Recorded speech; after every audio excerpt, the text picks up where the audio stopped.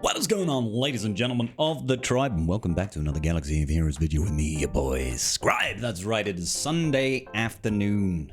Officially, it is now, well, it was until a second ago, it was 23 minutes to the hour of 2, which would make it late o'clock, and I'm showing my age there.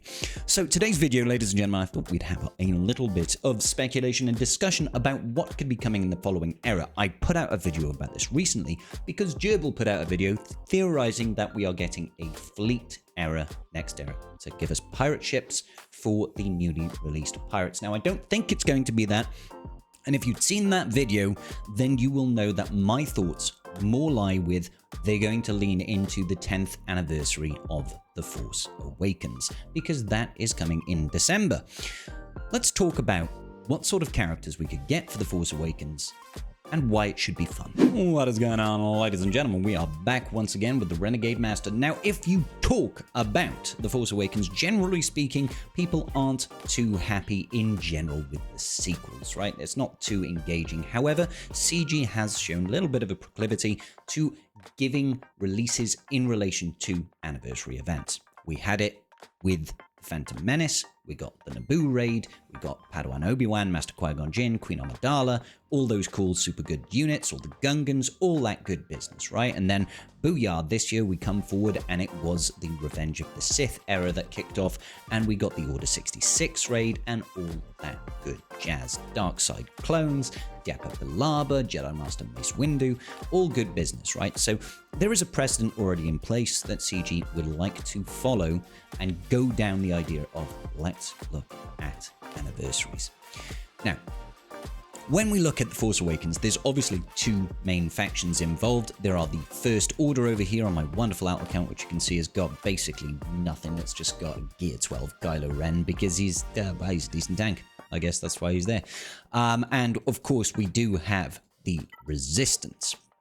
These are the two primary factions. Now, if we were to look into The Force Awakens, we could also look at more mercenary or scoundrel factions, like the Kanji Club, right? I don't think CG will go down the aisle of release the Kanji Club, because I do feel like coming off the back of Pirates, the last thing people want is more pirate-esque kind of characters. I know they're not pirates, they're a crime syndicate, all that sort of good business. I don't think necessarily that's where CG will go with this, and that's for a number of reasons. If we take a look at the time of the year that we're in right now, we are halfway through September. We've got basically another week left of this era before we start moving into whatever the next era is. Now, these eras last 3 months. This is going to take us to the mid or end of December, essentially, and we know that at the end of the year, CG takes a break. From about the 15th of December, they go on their holidays. Can't blame them. Everybody deserves some time off over the holiday period, so absolutely support it.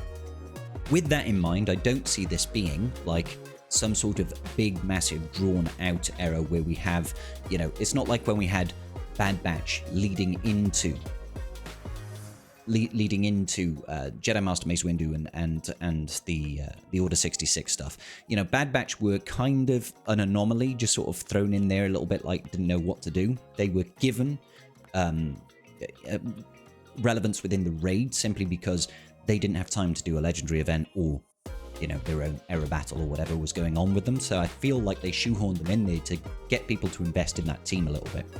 So for this one, I think it's going to be more closely emulating what we saw last year or what we've seen previously with December releases, okay? So what I think we're going to be getting is we're going to get a smattering of Resistance characters, and we're going to get a smattering of First Order characters.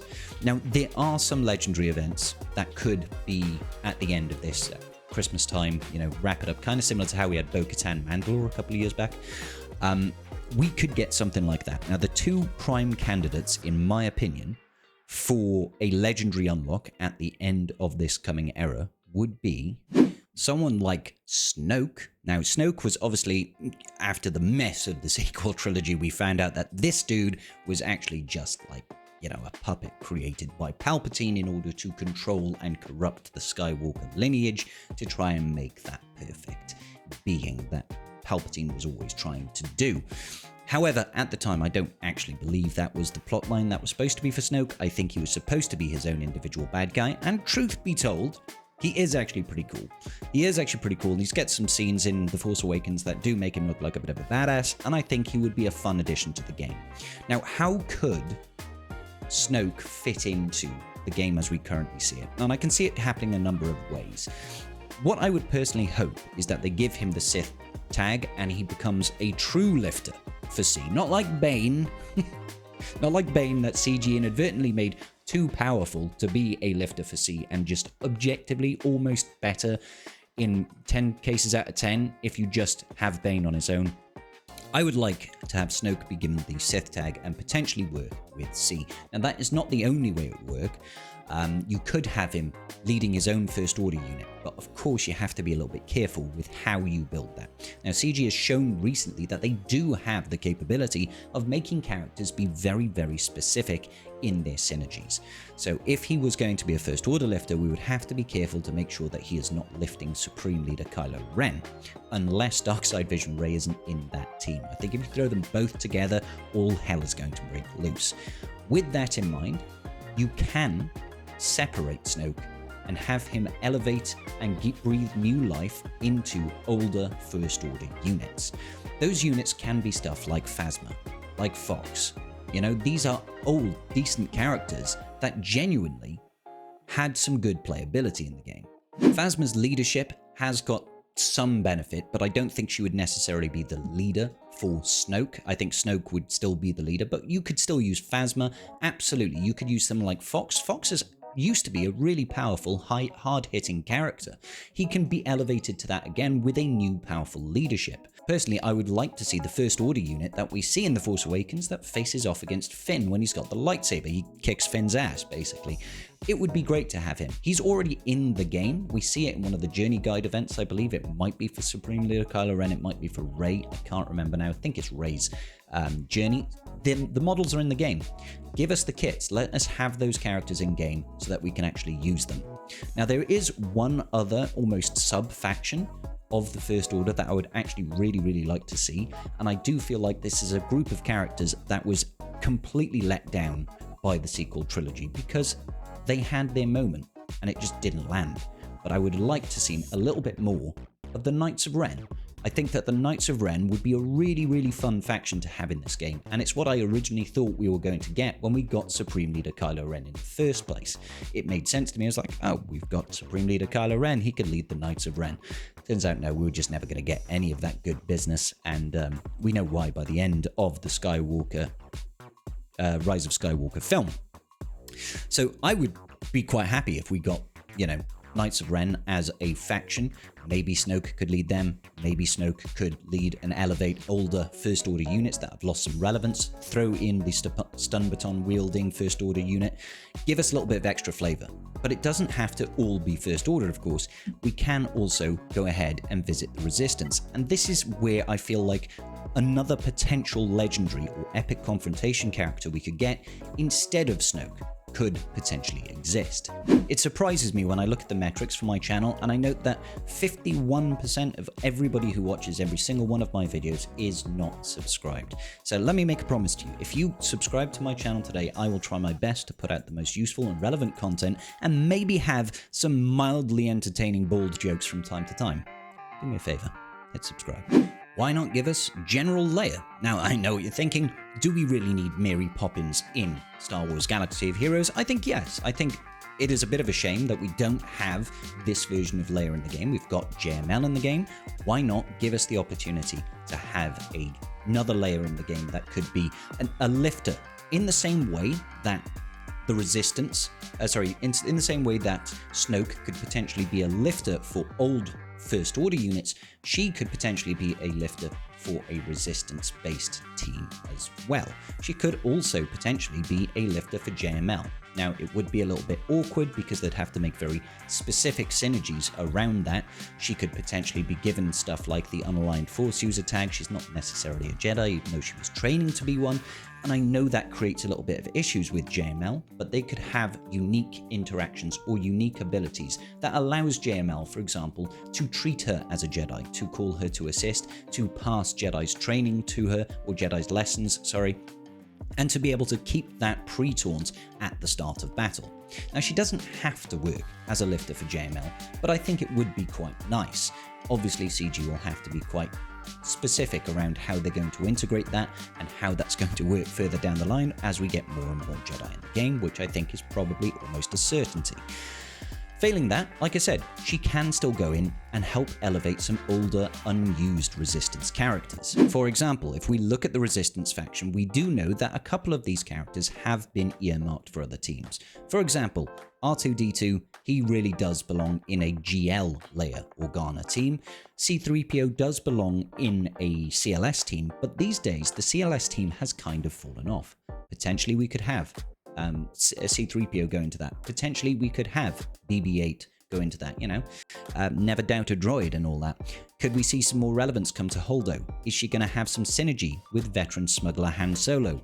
It would kind of make sense. Even to a degree, having some sort of synergy with Rey, as she does become a mentor to Rey. Now, we'd have to be very careful, of course, not to inadvertently elevate the OG Finn lead with Zori Bliss, but it could still be a potential. Scavvy Rey right now is having a little bit of resurgence thanks to that datachron that she's got currently, but not a massive one. So can we see some sort of integration here where this new layer could come in and support this team? Could we also get some additional Resistance characters from the show, some minor characters, just to help elevate and breathe new life into this faction? I think it could be quite fun. Another character I think would be really cool for us to get into the game would be a version of Finn that is using the lightsaber. We get a lightsaber wielding Finn. Is he going to get the unaligned Force user tag? Probably not, because technically speaking, he wasn't really Force sensitive at that point that we are aware of. Now that we know further on that he is in fact Force sensitive, as confirmed by some of the additional material that is out in the world of Star Wars, we know that he was. But back then, he didn't really know much. He was just able to pick up a lightsaber and get his ass kicked. But it would be kind of cool. We could have a lightsaber wielding Finn using the Youngling Slayer 9000. That would be fun. Work under GL layer, maybe uplift some of the older unused Resistance characters, maybe JTR, maybe Scavvy Rey, Resistance Pilot, Resistance Trooper, that sort of thing. Veteran Smuggler Chewbacca along with Veteran Smuggler Han Solo. There are options there that make sense thematically. That could be quite a lot of fun. And I'm all for breathing new life into old factions and making them relevant again. Give us a reason to use these characters, and I'm here. I'm absolutely all for it. Now, I know this is a little bit of a different video from your boy Scribe. We don't tend to go in and have these sort of speculative videos all too often, but I thought it would be a fun and relaxing way to maybe spend a little bit of a time on a Sunday afternoon. I am really curious, however, what your thoughts are for the next era. Do you think we could potentially see a Snoke? Do you think we could see Knights of Ren? Do you think we could see General Leia? Do you think we could see a lightsaber wielding Finn? I want to know your thoughts. I want to know your thoughts. And this, I will say this one last time, I really do think we need a new fleet into the game. I really do, and I hope we see it soon. I don't care if it's pirates, I don't care what faction it is. Give us something and change up that fleet meta, because it is old, it is stale, and it needs some loving too. But I want to know your thoughts. Comments down below, make sure you do like, and if you haven't already, hit that subscribe button.